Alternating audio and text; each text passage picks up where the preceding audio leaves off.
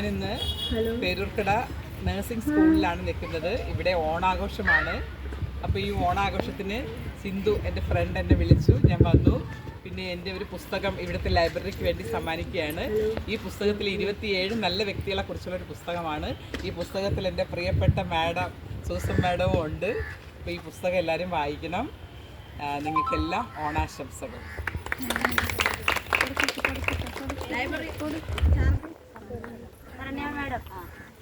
അതിനകത്ത് പുസ്തകം വായിച്ചു പഠിക്കണേ. എല്ലാവരുടെ കഥകളുണ്ട് കേട്ടോ. സൂസൻ മാഡം എന്ന് പറഞ്ഞാൽ എനിക്ക് 2 വാക്ക് പറയണമെന്നുണ്ട്. ശരിക്കും പറഞ്ഞാൽ അവര് പറയാൻ പറ്റാത്ത ഒരു പ്രിൻസിപ്പളാണ്, റോൾ മോഡൽ. മാഡത്തിന്റെ എല്ലാ കാര്യം, മാഡം വഴക്ക് പറഞ്ഞാൽ ഞങ്ങൾക്ക് കരച്ചിലാണ് വരണം, ദേഷ്യമല്ല വരണം. എൻ്റെ 6 മാസമേ ഉള്ളായിരുന്നു. അപ്പോൾ അങ്ങനെ ഒരു ഏത് രീതി ഇതുവരെ ഞാൻ എൻ്റെ ഇതിൽ മാഡത്തിനെ പോലെ ഒരു പ്രിൻസിപ്പളിനെ ഞങ്ങൾ കണ്ടിട്ടില്ല. അത്രയ്ക്ക് സ്നേഹമാണ്, ഇഷ്ടമാണ്. മാഡത്തിന് വഴക്ക് പറയാൻ അറിയത്തില്ല. മാഡം വഴക്ക് പറയുമ്പോൾ പിന്നെ നേഴ്സസ്തേക്ക് വന്നെങ്കിൽ ഞങ്ങളോട് 1 മണിക്ക് 2 മണി വരെ മാഡം കൂടെ നിൽക്കും. അവരെല്ലാം ട്രോഫിയുമായിട്ട് ഞങ്ങൾ കല്ലെറിഞ്ഞ് പോയിട്ടൊക്കെ വന്നു.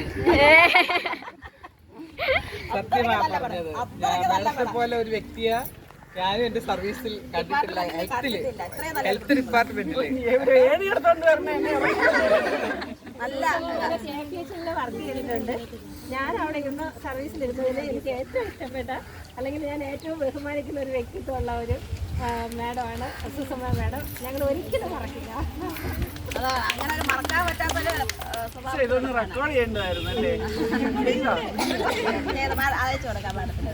അത്രയ്ക്ക് നല്ല പ്രിൻസിപ്പളാണ്. കാരണം നമുക്ക് അനുകരിക്കാൻ തോന്നണ ഒരു ഫാഷനാക്കി നമുക്ക് അനുകരിക്കാൻ പറ്റില്ല. എന്നാലും മാഡത്തിന്റെ കുറെ കാര്യങ്ങൾ ഞാനും ഫോളോ അപ്പ് ചെയ്യുന്നുണ്ട്. ഇതൊക്കെ സത്യമായിരുന്നെങ്കിൽ എന്ന് ഞാൻ ആഗ്രഹിക്കുന്നു. സത്യമാണ് മാഡം. അങ്ങനെയാണ് നമുക്ക് മാഡത്തിനെ കിട്ടിയത്. ആയുസ്വരൊക്കെ ദൈവം നമുക്ക് മുമ്പ് കൊണ്ടുവന്നത് നല്ല നമ്മളെ ഭാഗ്യമായിട്ട് കരുതാം. കാരണം